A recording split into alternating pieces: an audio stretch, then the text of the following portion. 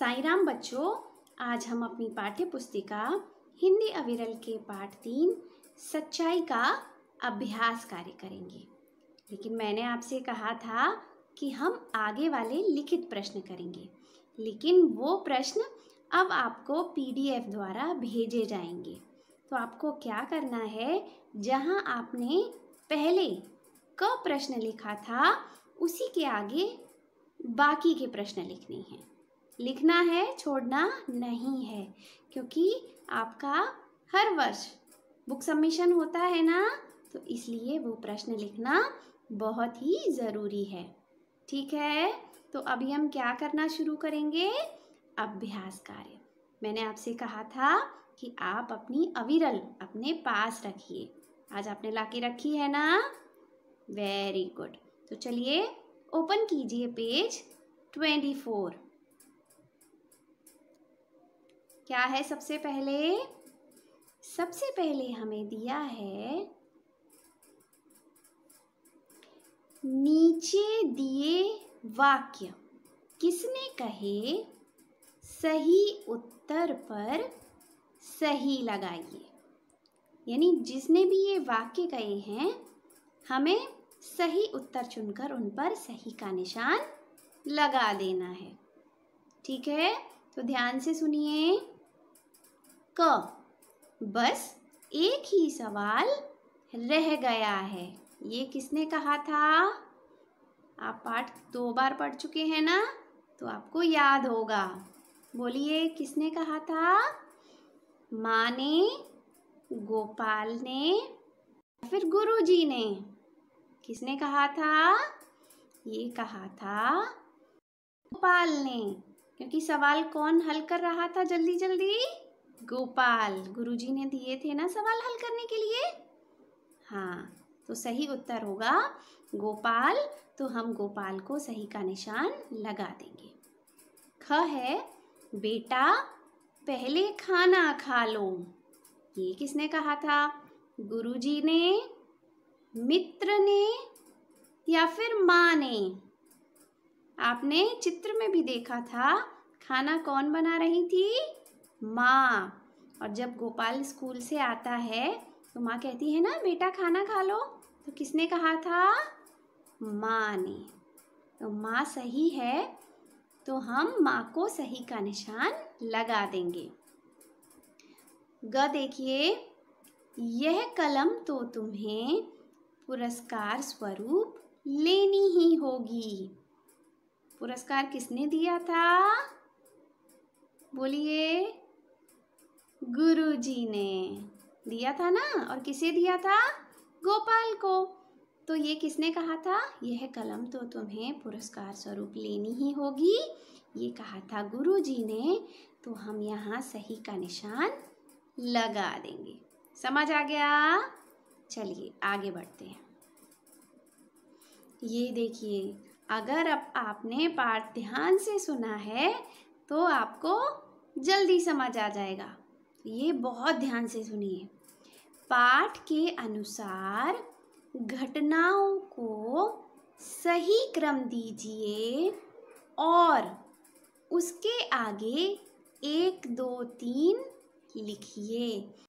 देखो आपको कितने वाक्य दिए हैं? 6, और उनका क्रम ऊपर नीचे कर दिया है। पहले वाला वाक्य बाद में फिर उसके बाद में। तो आपको समझना है कि कौन सा वाक्य नंबर 1 पर आएगा, कौन सा उसके बाद आएगा और कौन सा उसके बाद आएगा। तो हम ऐसे ही 1, 2, 3, 4 लिखते जाएंगे। ठीक है, तो पहले मैं सारे वाक्य आपको पढ़कर सुनाती हूँ, आप ध्यान दीजिए और फिर हम नंबर लिखेंगे उनके आगे। गोपाल ने मित्र की सहायता से सवाल हल कर लिया। माँ ने कहा, बेटा खाना खाकर सवाल हल कर लेना। गुरुजी ने सच बोलने के लिए गोपाल को पुरस्कार दिया। गोपाल ने थोड़े ही समय में सभी सवाल हल कर लिए। गुरुजी ने गोपाल की पीठ थपथपाते हुए उसकी बहुत प्रशंसा की। पुरस्कार की बात सुनकर गोपाल रोने लगा। देखो, इसमें नंबर 1 तो आपको दिया है। गोपाल ने थोड़े ही समय में सभी सवाल हल कर लिए। अब बताइए नंबर 2 कहाँ आएगा? बताइए, नंबर 2 आएगा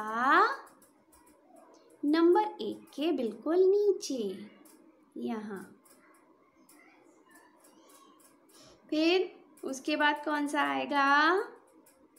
उसके बाद आएगा माँ ने कहा, बेटा खाना खाकर सवाल हल कर लेना, यहाँ नंबर 3।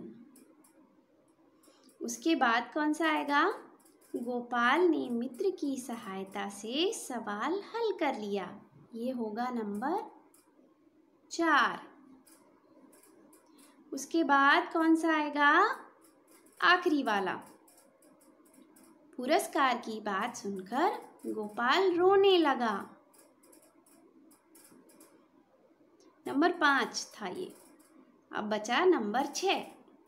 गुरुजी ने सच बोलने के लिए गोपाल को पुरस्कार दिया। ठीक है, समझ गए आप? चलिए अब हम आगे बढ़ेंगे। अब हम करेंगे, देखिए ये वाला अभ्यास बहुत आसान है। क्या दिया है यहाँ? री एक स्वर है जिसकी मात्रा, देखिए कैसे, र नीचे दिया है आपको। कैसे दिया है? ये देखिए, ये री की मात्रा। इसका प्रयोग केवल व्यंजन के खड़ी पाई में ग्र, देखिए जब हम व्यंजन को लगाते हैं तो ऐसा होता है, इस प्रकार किया जाता है। केवल ह में इसका प्रयोग ह के पेट में होता है। जैसे ये देखिए, समझने की कोशिश कीजिए। यहाँ री क्या होता है? स्वर, ये आप सबने पढ़ा है ना। इसको व्यंजन की खड़ी पाई, देखिए ग, ग क्या है? व्यंजन है। इसमें किस तरीके से लगाया गया है? नीचे। ऐसे ही बाकी व्यंजनों में भी नीचे लगाया जाता है। अभी मैं आपको उदाहरण दिखाऊंगी। लेकिन सिर्फ ह एक ऐसा अक्षर है जहाँ कहाँ लगाया जाता है? उसके पेट में। ये देखिए दोनों में अंतर है ना। ग को देखिए ग्र, और ह को देखिए, है ना, फर्क है ना। समझा आपने फर्क? सिर्फ ह में अलग तरीके से लगाया जाता है, बाकी सभी में एक जैसे लगाया जाता है। अब हम इसका प्रयोग देख लेंगे। री जब स्वर के रूप में होता है तो ऋतु, ऋषि, ऋण, है ना। और जब मात्रा लगाई जाती है उसकी तो कृष्ण, गृह कार्य, हृदय। समझ आया? थोड़ा सा ध्यान देंगे तो समझ आ जाएगा। फिर से पढ़ेंगे। ऋतु, ऋषि, ऋण, फिर मात्रा के रूप में कृष्ण, गृह कार्य, हृदय। अब हम नीचे जो शब्द दिए हैं उनमें री की मात्रा लगाएंगे, है ना। चलिए लगा लेते हैं।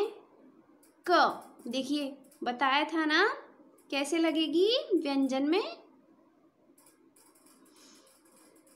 कृपा। दूसरा शब्द पृथ्वी। तीसरा शब्द नृप। और चौथा शब्द तृण। समझ में आया व्यंजन में कैसे लगाएंगे? सिर्फ ह में अलग तरीके से लगती है री की मात्रा, और बाकी सब में ऐसे ही लगती है जैसे आपने अभी लगाई है। समझ में आया? कोई कठिन चीज नहीं है, थोड़ा सा समझेंगे तो आपको आ जाएगा। आगे बढ़ेंगे। ये देखिए भाई, चित्रों को देख के काम करना तो सबको अच्छा लगता है। जहाँ भी सुंदर सुंदर चित्र बने होते हैं, बच्चों को वो काम करने में बड़ा ही अच्छा लगता है। क्या दिया है? जो चित्र का नाम नहीं है उस पर गलत का निशान लगाइए। ध्यान से समझना है, जो चित्र का नाम नहीं है ना? तो आपको पहले चित्र ध्यान से देखना है। देखिए भाई, चित्र में कौन दिखाई दे रहा है? किसी के हाथ में पुस्तक है, पीछे ब्लैक बोर्ड है ना? सिर पर पगड़ी लगाए तो ये कौन होंगे? ये निश्चित रूप से हमारे गुरुजी ही होंगे, है ना?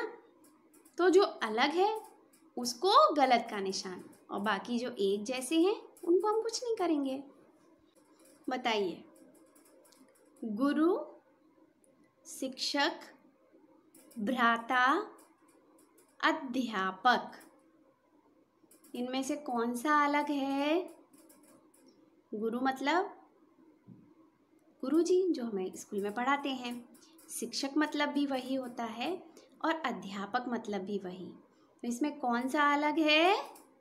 भ्राता। तो हम भ्राता को कौन सा निशान लगाएंगे? गलत का। ठीक है, भ्राता को कौन सा निशान लगाएंगे? गलत का निशान लगाएंगे। फिर से लगा लेते हैं। उसके बाद दूसरा चित्र, ये वाला देखिए, क्या दिखाई दे रहा है? विद्यालय है? नहीं, ये तो घर है। क्या है? घर।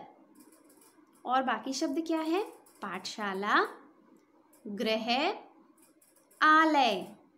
तो ये पाठशाला दिख रही है, पाठशाला यानी आपका स्कूल, विद्यालय नहीं है। गृह मतलब भी घर, आलय मतलब भी घर। तो इसमें अलग कौन सा है? पाठशाला।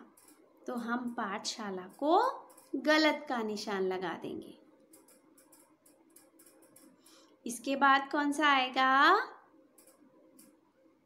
चित्र देखिए, और शब्द हैं दोस्त, सखा, साथी, भाई। बताइए, दोस्त यानी आपके मित्र, सखा, सखा मतलब भी मित्र, साथी, साथी का मतलब भी आपके मित्र, भाई, भाई अलग हो गया, तो हम इसको गलत का निशान लगा देंगे। इसी तरीके से आखिरी, इसमें कौन दिख रहा है? एक लड़का। इसके लिए क्या क्या शब्द दिए हैं? बेटा, पुत्र, सुता, सुत। बेटा लड़का दिखाई दे रहा है, हाँ। पुत्र, पुत्र भी है, सही। सुता और सुत, सुत मतलब भी बेटा होता है, और सुता मतलब होती है बेटी, लड़की, है ना? तो ये नाम इसका नहीं है, तो हम इसको गलत का निशान लगा देंगे। ठीक है, आपको अच्छे से समझ आया? Very good. तो आप ये कार्य प्रतिदिन करेंगे और मेरे साथ में करेंगे। ऐसा नहीं सोचना है कि मिस ने अभी करवा दिया है, हम तो कल कर लेंगे। नहीं, आपको साथ में करना है, और साथ साथ आपको याद भी करना है, प्रैक्टिस भी करनी है। आपके पास रफ बुक होगी, उसमें लिखकर अभ्यास कीजिए और याद कीजिए, और अपनी मम्मी पापा को सुनाइए, है ना? तो आपको ये सब कब याद करना है? आज ही। ठीक है, पढ़ेंगे ना सब? और रिटन वर्क यानी क्वेश्चन आंसर के लिए भी मैंने आपको बताया है कि आपको लिखने हैं। ठीक है, उनको भूलना नहीं है, उसी के आगे जहाँ आपने कल लिखे थे वहीं लिखना है। ठीक है, तो आज आपको मिल गया ढेर सारा नया नया काम, तो आपको करने में भी अच्छा लगेगा, तो ज़रूर कीजिए। ठीक है बच्चों? हाँ, तो अभी जो शेष काम बचा है, शेष अभ्यास कार्य बचा है, उसे हम आगे पूरा करेंगे। जब हमारा नेक्स्ट टर्न होगा तब हम शेष अभ्यास कार्य पूरा कर लेंगे। तो अभी के लिए बहुत सारा काम हुआ, तो सब पूरा कीजिए।